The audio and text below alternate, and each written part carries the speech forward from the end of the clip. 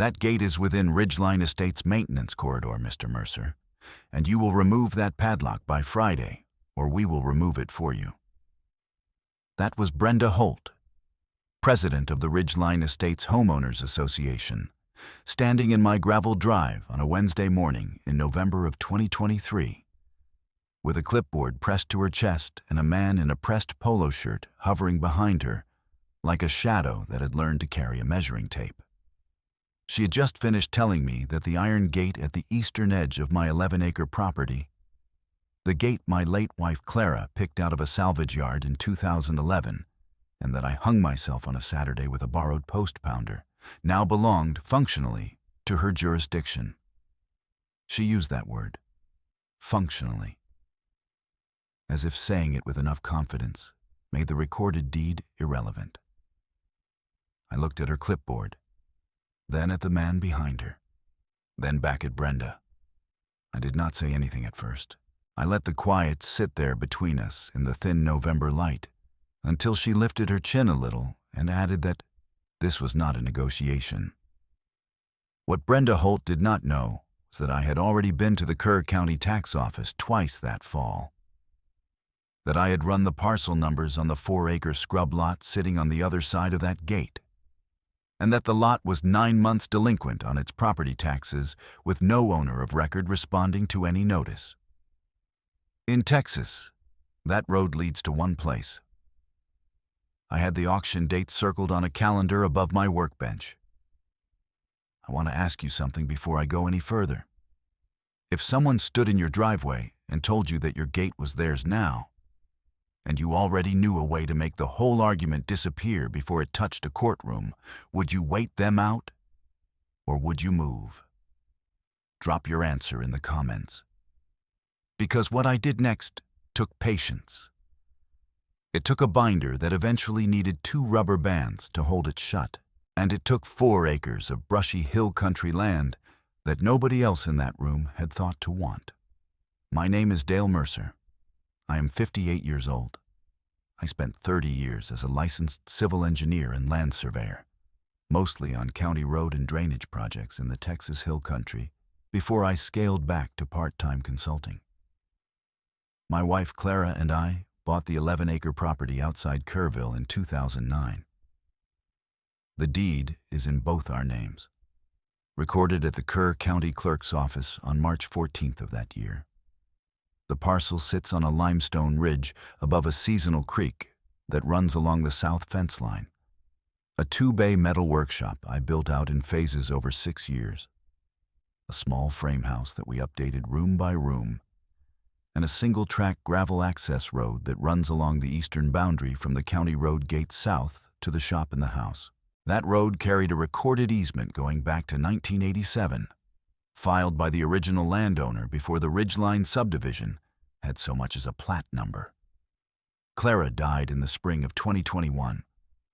Ovarian cancer, 14 months from diagnosis to the end. She loved that property the way some people love a living thing, something that needed tending and gave back in proportion to what you put in. She planted a row of cedar elms along the creek that are now 15 feet tall. She picked the iron gate from a salvage yard south of Kerrville and ran her hand along the top rail and said it had good bones. She was not wrong about that. She was not wrong about much.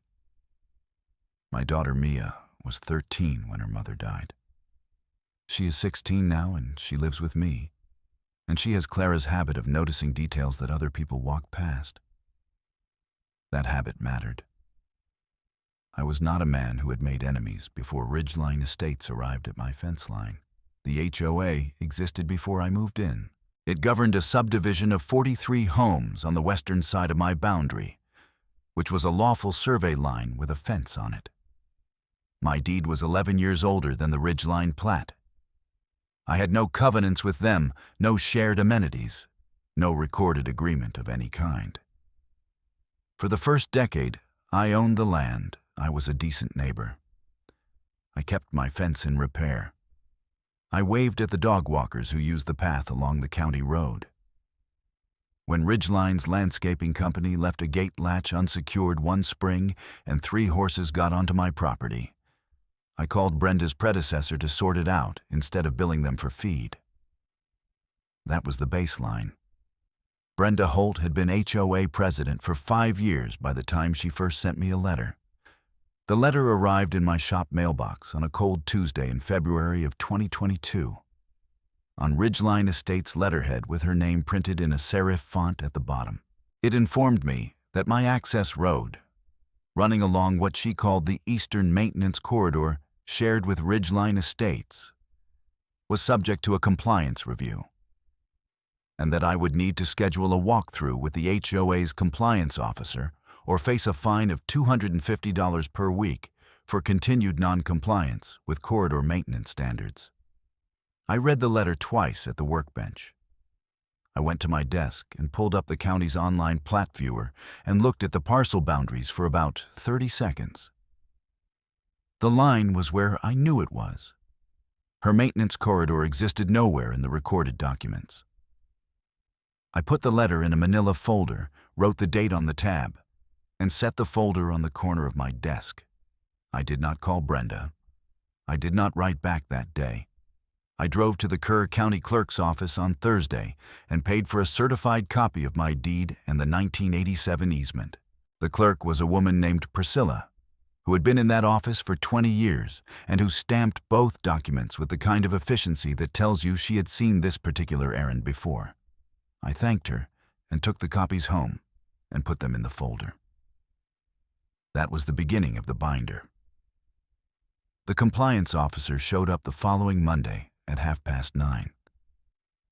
He was a young man, maybe 26, in a bright yellow polo shirt with the Ridgeline Estates logo embroidered on the chest, carrying a clipboard and a phone he kept glancing at like it might tell him what to do next.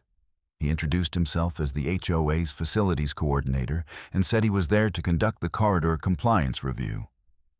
I told him he was welcome to walk the road, but that I would be walking beside him and taking notes. He looked mildly surprised at that, the way people look when they expect a pushback they are prepared for and get something quieter instead. We walked the access road from the county road gate all the way to the shop door, about 300 yards on compacted gravel, with cedar and live oak on both sides, and the workshop visible from the midpoint. He spoke in the clipped shorthand of someone reading from a script he had practiced. He noted that the road's surface was gravel and not asphalt or concrete. He noted that the fence line lacked a HOA standard painted survey marker. He noted that the gate did not feature a code entry box, which he said was a corridor access standard. I wrote down every word and the time he said it. I did not argue. When he finished, he said the report would be submitted to the HOA board, and that I should expect a formal compliance notice within 10 days. He walked back to his car. I went into the shop and added 8 pages of notes to the folder. Fine notice number 1 arrived 8 days later. $250 issued for failure to complete the compliance walkthrough to community standards. I added it to the folder, noted the date, and did not pay it.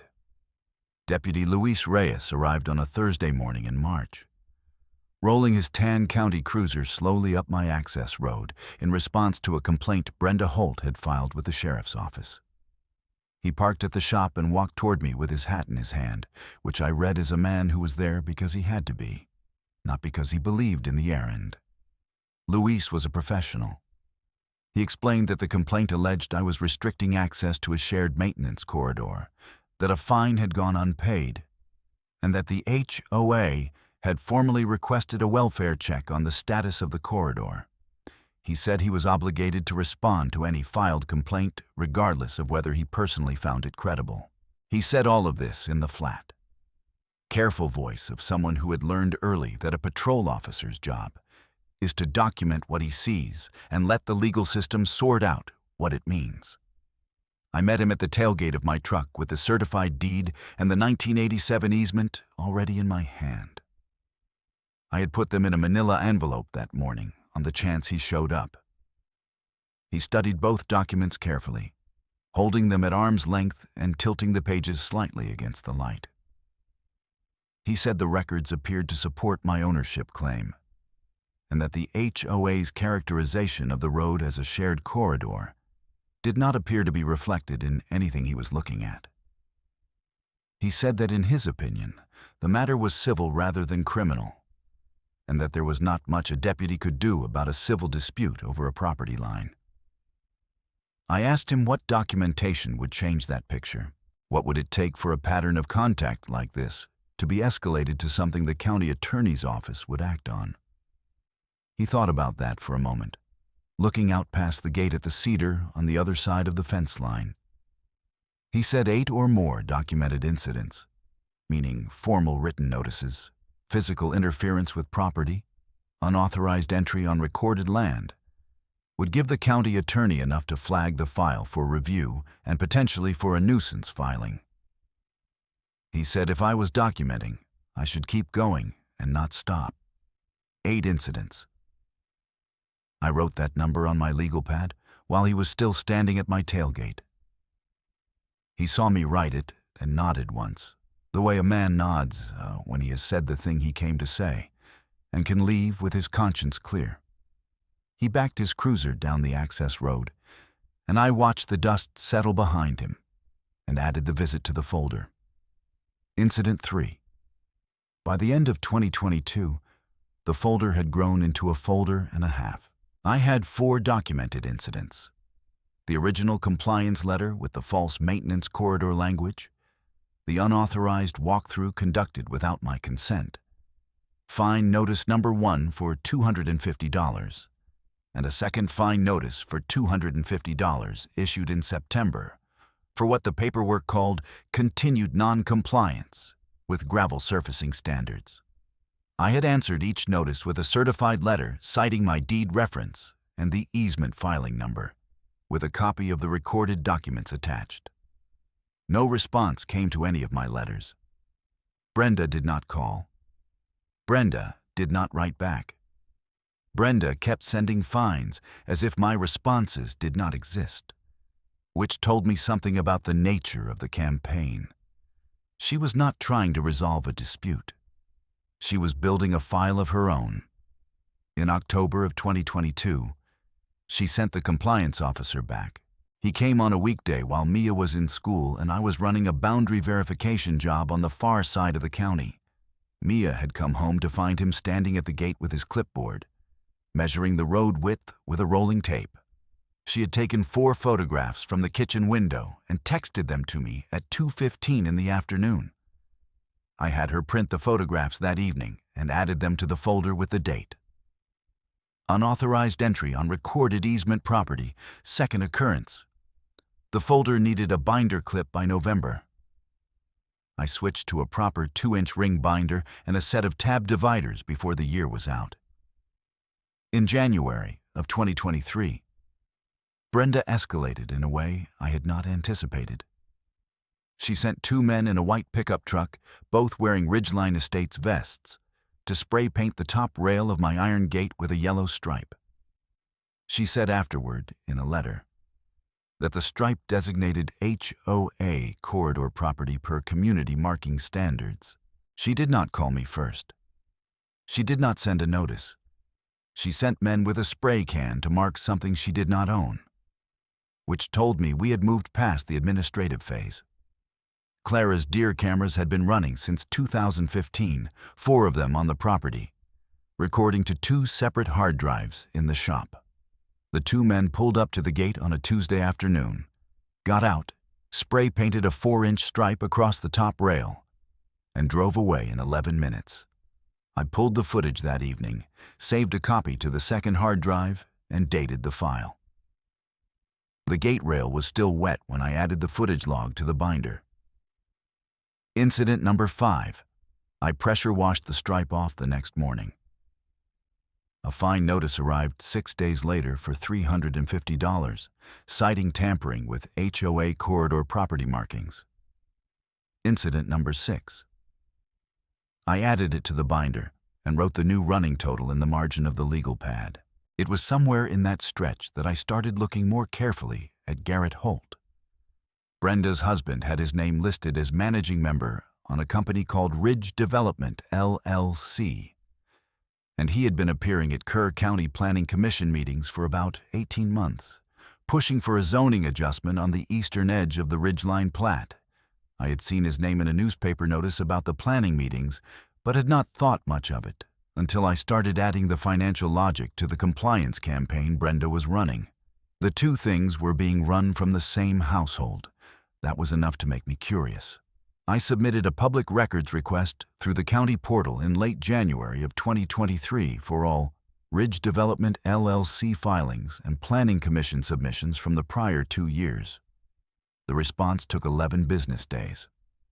I sat at the shop desk on a Wednesday evening and went through 34 pages of meeting minutes, application exhibits, and site plans.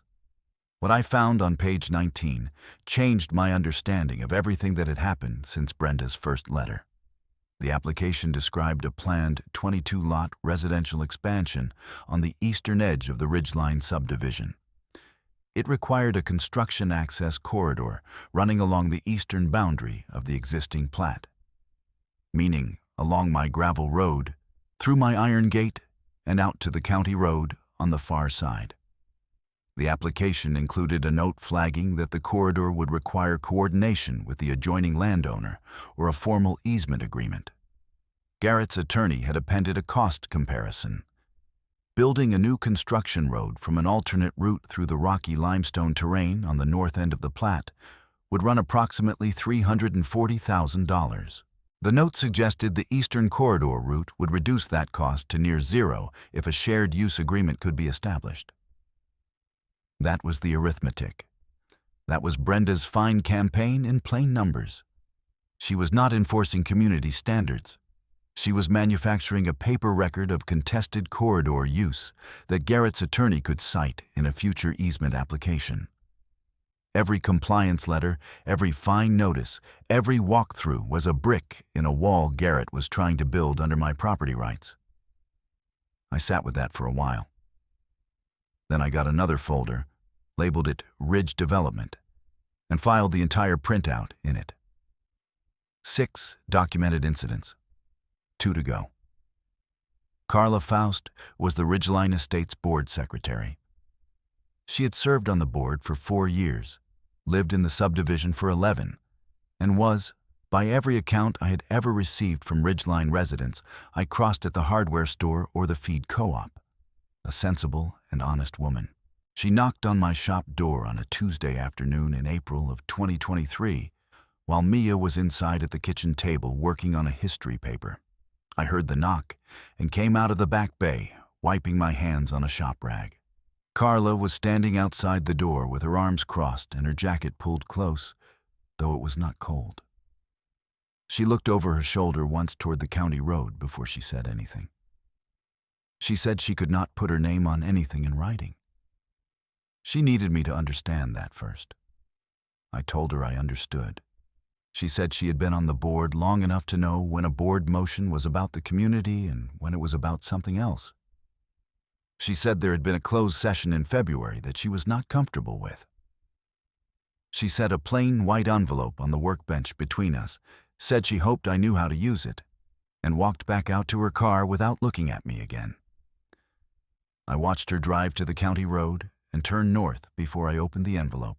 Inside was a photocopy of board meeting minutes from February 14th of 2023, showing a motion to authorize the HOA president to take whatever administrative and legal steps necessary to establish Ridgeline Estates corridor rights over the eastern access road.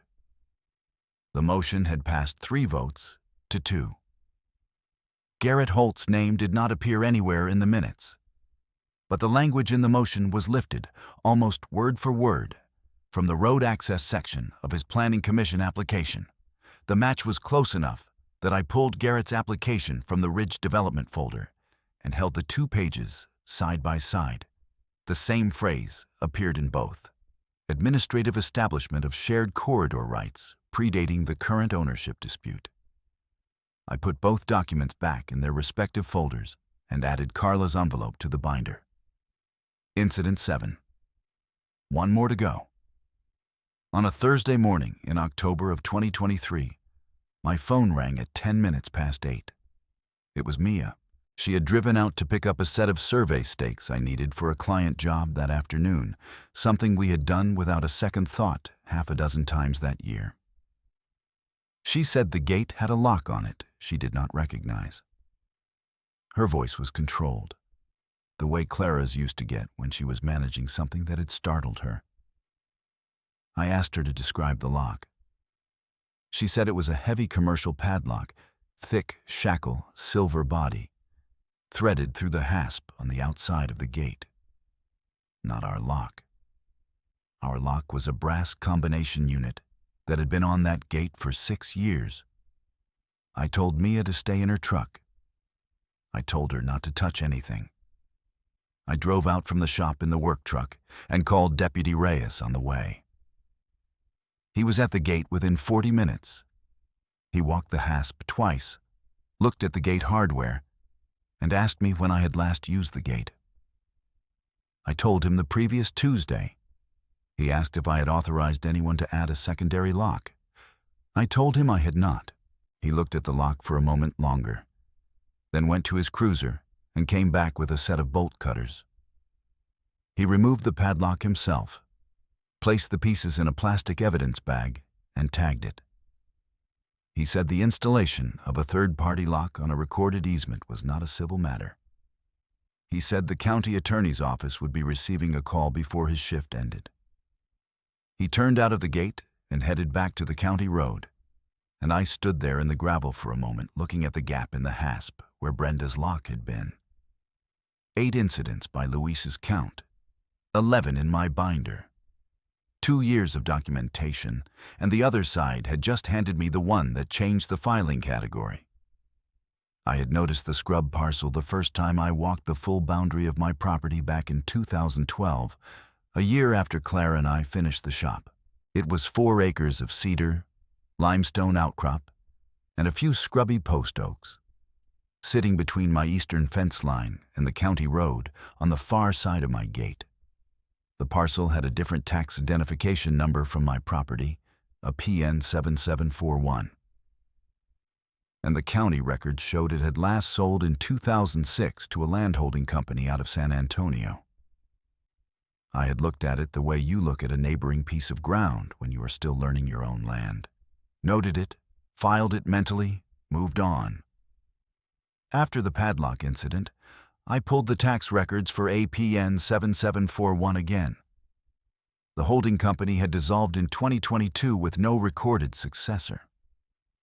The parcel was 9 months delinquent on property taxes as of October 2023. The county had issued the required statutory notices to the last known registered agent address in San Antonio and received no response. Under the Texas Tax Code, a property can be offered at a county constable's sale after the delinquency reaches a certain threshold, and notices go unanswered.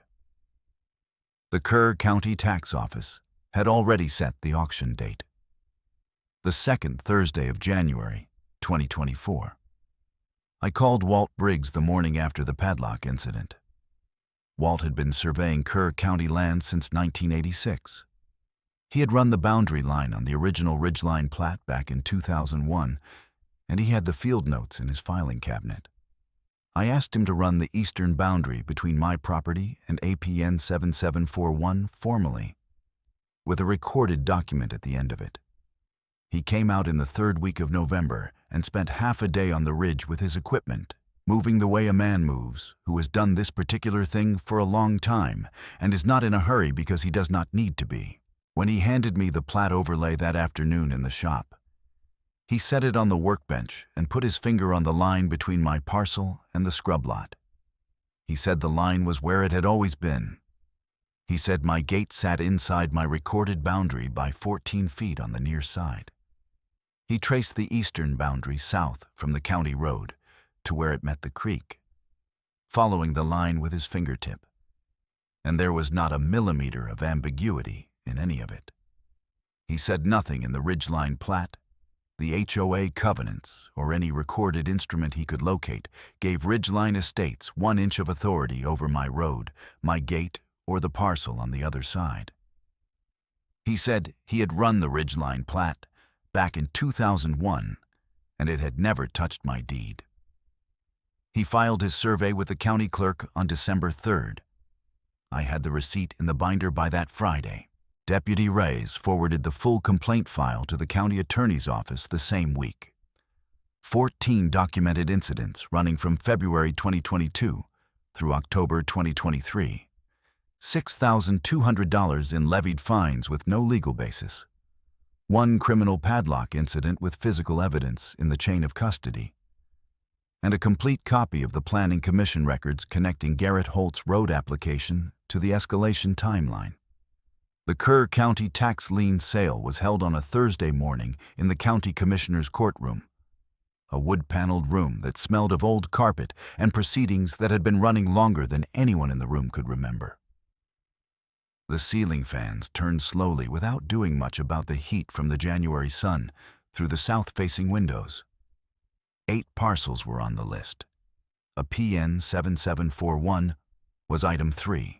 I had been there since the doors opened at 8:30. Seated in the 3rd row with a certified check drawn on my account for $12,000 and a printed copy of the parcel's tax record in my jacket pocket. $12,000 was more than twice the assessed back tax value of the property, and more than I expected anyone else to have prepared for a piece of brushy limestone scrub with no improvements and a messy ownership history. I did not know who the other bidders were. I had looked at every face in the room when I sat down and had not recognized anyone from Ridgeline. The auctioneer moved through items 1 and 2 without drama. When he called APN 7741 and described the parcel, 2 other paddles went up at the opening minimum of $4,200. I kept my paddle down and watched. The first bidder dropped at $6,000. The second came back at $7,200. I waited until the auctioneer looked toward the back of the room for a final call, and then raised my paddle and said $8,400. The room was quiet for a count of 5. The auctioneer looked left, then right, then brought the gavel down. The sound of it was ordinary. That is how the important ones usually land. Mia was sitting in the 2nd row. She had insisted on coming, and I had not argued. When the gavel hit, she turned around and looked at me, and I saw something in her face that was not quite a smile. Something more like the expression Clara used to have when a problem she had been turning over finally arranged itself into a solution. I folded the certified check and put it back in my jacket. We walked across the street to the county clerk's office, and I filed the deed transfer paperwork at the window before 11. Priscilla stamped it with the same efficiency she had shown when she certified my original deed 2 years before, and said it would be in the system by end of day. By the time we drove back to the property that afternoon, APN 7741 was mine. My land now fronted the county road directly. The iron gate between the 2 parcels was an interior gate. There was no corridor. There was no contested easement. There was only my fence line on the west side and my property on both sides of it. And no recorded document anywhere in Kerr County that gave Ridgeline Estates any authority over any of it. The Kerr County Planning Commission held a public hearing on Ridge Development LLC's road access application on a Tuesday evening in March of 2024. Garrett had submitted that application the previous June, before the padlock incident, before the tax auction, before the complaint file reached the county attorney's desk. I had received the public hearing notice in the mail 10 days before, listed as an interested party to an application affecting adjacent property. I had read it at the kitchen table while the coffee was still hot. I did not need to prepare much beyond what I already had. The binder was in order. The documents were certified. I set out the 3 I intended to use that evening, put them in a manila envelope marked with the date, and put the envelope in my jacket pocket. The hearing room held maybe 60 people. Ridgeline residents in the back rows, county staff in the attorney's office at the side table, a reporter from the local paper in the 2nd row with a notebook. Commissioner Diane Polk presided. She was a compact, measured woman who had been in county government for 18 years and who ran hearings the way good engineers run a project. No wasted time, no detours, no theater. Garrett sat at the applicant table with his attorney beside him in a jacket and tie. Brenda sat 2 rows behind, her clipboard on her knees. Walt Briggs was at the witness table. I sat at the property owner table with the binder and 2 documents I had pulled from it that morning.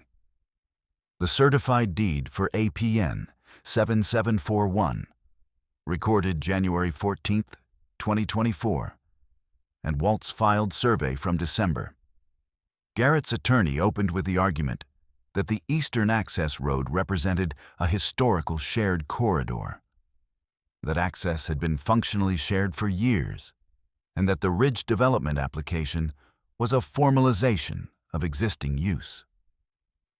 He cited the HOA's compliance letters as evidence of that shared use history. Walt testified next. He described his boundary survey, cited his field notes, stated the line, and confirmed that no recorded instrument anywhere in the Kerr County property records granted Ridgeline Estates or Ridge Development, LLC, any access rights over my easement road or my gate. Then Commissioner Polk asked if the owner of the adjoining parcel wished to be heard. I stood up. I did not speak for long. I set the deed for APN 7741 on the table in front of Commissioner Polk and said the parcel east of my gate was my property as of January 14th, 2024. I set Walt's survey beside it and said the Eastern Access Road had been on my recorded deed boundary since 1987. Then I set down the 3rd document, a certified copy of the 1987 easement filing, 37 years old, stamped by the original county clerk, predating the Ridgeline plat by 11 years. 3 documents, 0 fines collected in the 22 months of Brenda's compliance campaign. On the other side, $6,200 in void fine notices, 11 formal complaints filed without legal basis, 1 criminal padlock incident in the county attorney's evidence file, and a road application built on access assumptions that did not exist in any recorded instrument. Commissioner Polk studied the 3 documents for almost 2 full minutes without speaking. Then she looked at Garrett's attorney and said the application relied on a corridor access right that the public record did not support, and that the Commission was not in a position to approve an application premised on an easement that had never been granted. She said it the way county officials say hard things when the answer has already been written by the record, quietly, without ceremony, as though the outcome had been determined by the documents rather than by anything said in the room that evening. Garrett's attorney asked for a continuance to gather additional survey evidence. Commissioner Polk said the public record was already in front of the Commission and denied the request. The application was rejected, the vote recorded, and the meeting moved on to item 4. Ridge Development's 22-lot expansion would need a different road. The county's cost estimate for the alternate route remained $340,000. That number did not change. The county attorney filed a formal complaint against Brenda Holt and Ridge Development LLC the following month, citing the padlock incident as willful interference with a recorded easement, the compliance fine campaign as a pattern of fraudulent administrative action, and the unauthorized property marking as physical trespass. The $6,200 in accumulated fines were voided in full by order of the county attorney's office, and a civil judgment was filed against the HOA for documented response and legal costs. Garrett Holt's zone change request quietly disappeared from the Planning Commission docket without a further vote. 3 Ridgeline Estates board members requested a recall election for the HOA president. Brenda resigned before the date was set. The HOA retained a new attorney and issued a letter to all Ridgeline homeowners acknowledging that the Eastern Access Road had never been within the association's jurisdiction and that the fine assessments against the neighboring property had been issued in error. I have that letter in the binder, too, filed behind the tab marked Consequence. I did not attend any of those proceedings. I had been at every proceeding where my documents were required. I was not required anywhere else. That April, on a Saturday morning when the cedar elms were budding along the creek and the air still had a cool edge to it, I got out the pressure washer and finished cleaning the gate. There was a faint ghost of yellow paint still visible in a seam on the top rail where Brenda's men had pressed the nozzle against the iron, a thin stripe left in the corrosion under the paint. I worked it out with a brass brush and some solvent before the pressure washer touched it. The rail came clean the way old iron comes clean when you give it time. I stood there with the water dripping off the gate and let the pressure washer run at idle. And I thought about Clara in the salvage yard, running her hand along this same rail and saying it had good bones. Mia came around the corner of the shop with 2 mugs of coffee and set one on the gate post. She looked at the gate for a moment and then at me. She said it looked the same as always. It did. It had always looked the same. They had never changed it, not in any way that held. Here is what I want you to carry with you from this. When someone makes a claim against your property, the first document you pull is the recorded deed and every instrument listed on it, certified from the county clerk. Not the HOA letter, not the compliance notice. The deed. If what they are claiming is not in that document, it does not legally exist, and no amount of letterhead makes it real. Second, you document from the first contact, not the third or the fifth. A manila folder, a legal pad, a date written on a tab. Every letter, every visit, every voicemail, with the date and the time. The binder that wins the case is always the one you started before you thought you were going to need it. Third, pay attention to the land around yours. Run the parcel numbers on your neighbors' properties. Look at the tax records. Check who owns what you assumed somebody owned. Because sometimes the answer to someone trying to take what is yours is sitting 1 parcel line away, sitting at a county auction for $8,400, waiting for whoever shows up with a certified check and a clear title in mind. If you have dealt with an HOA that claimed authority over property it never had jurisdiction over, I want to hear about it in the comments below. Drop your story. I read everyone. If this felt like something you needed to hear, subscribe so you are here for the next one. Coming up, a retired sheriff's deputy buys a lakefront cabin and finds out the HOA has been collecting dues on water access rights that belong to the federal government. That dispute ran 4 years and ended with a filing through the Army Corps of Engineers. I will see you then.